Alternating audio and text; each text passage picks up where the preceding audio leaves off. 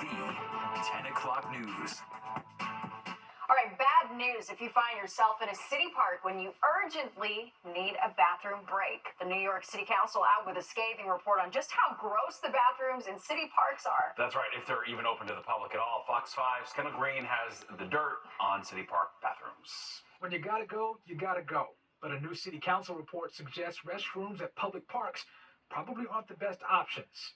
Their investigation, Nature Calls, inspected over 100 public restrooms and found that majority had health or safety issues or were closed. 70% of our public bathrooms in our parks across New York City have really bad conditions. Dirty and wet floors. They don't have garbage cans. They don't have toilet paper holders or soap. Shekhar Krishnan, the chair of the City Council's Committee on Parks and Rec, shared those staggering stats were concerning as an official and a parent. The report noted trash was found in 40% of restrooms. 23% had unsanitary conditions, while only 8% of restrooms had feminine hygiene dispensers. It also found 17% of women's restrooms did not have baby changing stations, while nearly double that amount, 30% of men's restrooms also lacked them. Now, those were a lot of stats on a city report on public restrooms, but we talked to New Yorkers who use public park restrooms on a daily basis, and we got some mixed reviews. They're usually dirty, they're not well kept, there's too few. Sometimes they are okay, sometimes they are not. It was all right, the water was running, there was some tissue on the floor, and everything looked like it was working.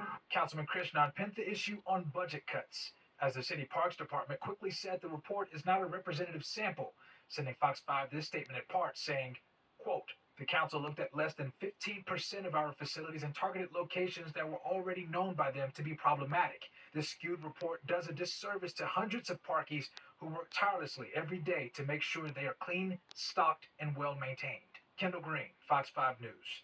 Well, the hatch on Boeing's Starliner is closed. The spacecraft set to return home tomorrow without the two astronauts on board. Suni Williams and Butch Wilmore will remain at the International Space Station waiting for a separate NASA mission next February.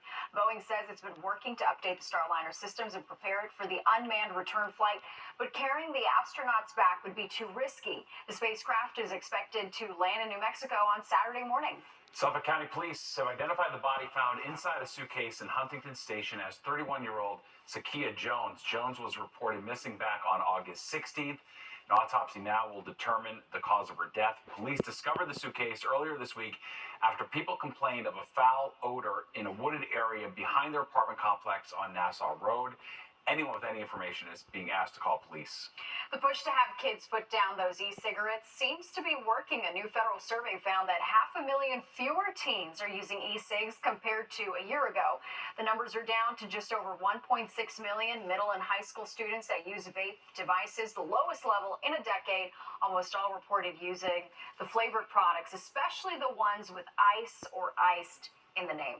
Well, it's been a concern for Long Islanders for decades, the safety of Nassau and Suffolk's drinking water. That's right, but now as Fox 5's Jody Goldberg shows us, there's finally some encouraging news laid out in a new report.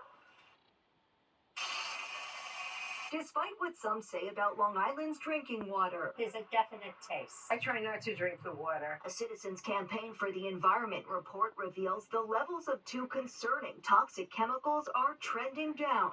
This compared to the nonprofit's last analysis that came out in 2016. Drinking water is getting better because water districts have been implementing the technology. It's technology that Executive Director Adrian Esposito says uses carbon filters to remove PFAS, known as forever chemicals, because they don't break down, and another cancer-causing chemical called 1,4-dioxane. It was in the past used as an industrial solvent stabilizer. It was also found in an array of different products, including laundry detergents, shampoos, body wash, dish soap. The nonprofit that's been monitoring the drinking water on Long Island for more than 3 decades gathered, analyzed, and published results from water samples taken throughout 2023 from 76 different water districts across Long Island. Water districts, including the Village of Hempstead, Jericho, and Port Washington, had the highest levels of 1,4-dioxane. Western Nassau County Water District, Liberty Water, and village of Garden City have among the highest levels of PFAS. The Suffolk County Water Authority is responsible for serving 85% of customers in Suffolk. We don't see PFAS everywhere, but where we do see it, we have GAC treatment, granular activated carbon treatment. This year, the federal government set enforceable limits on PFAS in drinking water, and districts now have until 2029 to come into compliance. So what's this mean? At least 1 million more people out here on Long Island will have access to cleaner drinking water by then. We need for the state to expedite implementation of the federal standard. Esposito says continued state grants to fund treatment technology and stopping these contaminants at the source will improve drinking water even more. On Long Island, Jody Goldberg, Fox 5 News. Well, straight ahead at 10, it is the same old song, but it might sound a little different. W-X, Y-and-Z. Now I know my ABCs. Why the ABC song is getting a refresh as a new version goes viral. And she's famous for saving the best for last. Vanessa Williams opening up about her new venture, and it has nothing to do with singing.